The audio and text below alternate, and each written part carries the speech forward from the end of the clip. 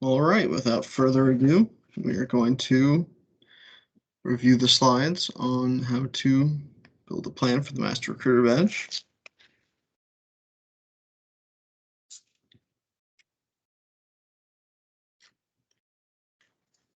All right, this is developing a plan as part of Center Recruiting Operations. The action will be to develop a plan in support of Center Recruiting Operations. You'll be given a ROP, and you will have to perform 8 out of 10 steps measures correctly, and you'll have 45 minutes to complete the task. The time starts after the station commander reads the instructions and he says go. This is the Master Recruiting Badge test score sheet. And again, like all the other events, it's important to know what you're being graded on. Some important things to note that's different this year than last year is that all the events will need annotated zip codes. Each prospecting block must only have one zip code per event. All appointment goals must have coded GA, SA, or other.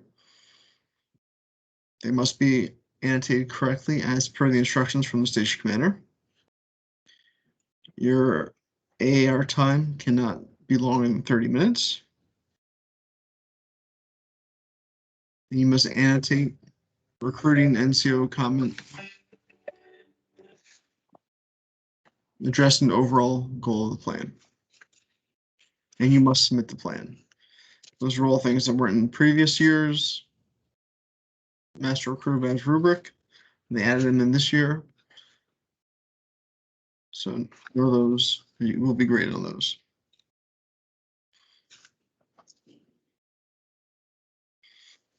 Again, these are the instructions. 45 minutes to complete 1 week plan. The center ROP will be the 4856. You must complete 8 out of the 10 steps correctly. And these are the updated supporting references. All right, this is what happened. The station commander gave his brief. I, station commander, will be evaluated for a test. You'll be developed a plan to support the station operations. During this phase of testing, you'll be evaluated on your ability to accurately develop plans to support the recruiting station operations. You've been provided a center recruiting operations plan.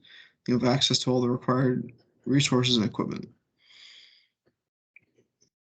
They will have 2 stopwatches, one there to annotate the time. They'll be usually up on the big display in the classroom, and another one there to keep track in case anyone has time that needs to be tracked in case time is lost due to technical failures. They'll be added on afterwards. So if there's any questions, you can ask them at that time. The station commander will answer them as he can within the guidelines of the Master Recruiter Badge guidelines. Then you are to review the 4856. You're given scratch paper to work out your plans. And the last 2 times I was there, you were given an ARC sterilized computer to build your plan on. This is an example of the ROP that they were given to build a recruiting plan.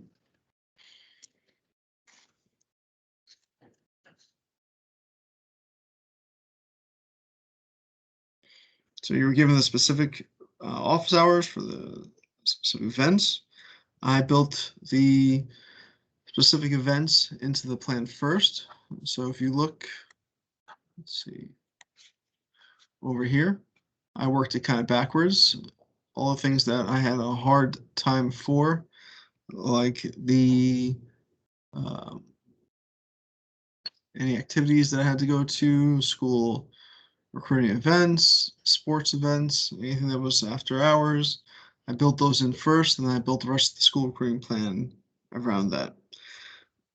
I ended up with no extra time in my plan. I know some of the other candidates did have some free time in their plans. Again, some stuff to point out. You have to have AARs in your plans this year. It can be no longer than 30 minutes. The comments need to be in there with GA, SA, or other for the appointment types. The appointment types have to be in correctly, and that will be given to you from the station commander. Prospecting zip codes, each one has to be in there for the individual events. And again, all plans need to be submitted. So these here have your zip codes, the specific zip codes that you're going to be prospecting in. The appointments that you'll be looking for. So your goals were based off of the weeks that you were prospecting in. So if they say that you're in T1, make sure that your goals that you're looking for are within T1. If they're looking for tests, when you're building your tests, make sure that you're in week 2 that you're building your tests. That's important. It's not a gotcha type thing, but they will tell you the specific week that you're in.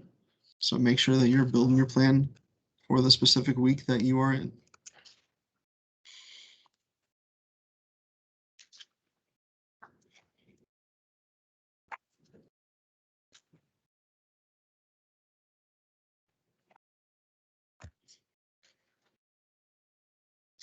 Yeah, this just goes over making sure that you are hitting all those key events. So the events that need to be in there, the classroom presentations, career days, sporting events, they need to be in there.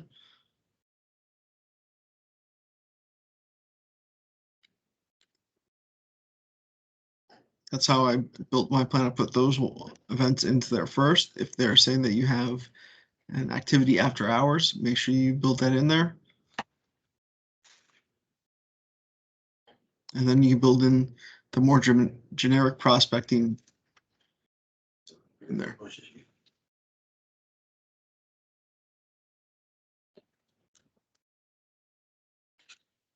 So if you're not familiar with building a plan, if you're in a staff position, operations position, guidance counselor position, you need to get familiar with building a plan. Get with the recruiting stations. I'm sure they wouldn't object to you getting into their stations and help them build plans on Fridays or whatever. So when we talk about building a plan, remember, be cautious of which week, T1, T2, week 1, week 2, that you're building a plan for, because that is part of what they're looking for to evaluate you on. When you build it in there, like I said, I built the activities first because those were a little less flexible. So once I built the activities in there, I later then go in and then build the contact plan activities afterwards. So when I built the plan, I was able to put in more than one focus zip code in there, but now they are looking for one zip code per event. So make sure that you're putting in one zip code per event. And again, when you're putting in the your appointments, you're put the appointments in GA, SA, other, based off of what type of appointment it is. Another thing they're going to be looking for this year is whether you submitted that plan also. So make sure all of your plans are submitted, because that will be a go, no-go portion of what they're looking for. This is just an example of what another ROP will be. So if you're looking for some practice, this is just another ROP that you can build in if you're looking for more practice in building ROPs.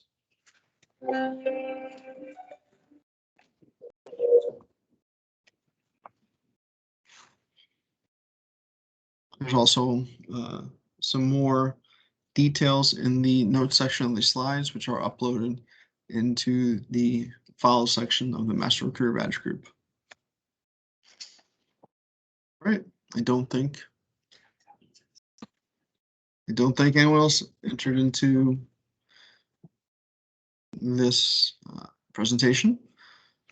So as always, if you guys have any questions about these slides or anything going on in these slides, review it, send me an email. You have my phone number. I'll be more than happy to discuss them at any time anyone has questions. Thank you. Have a great day.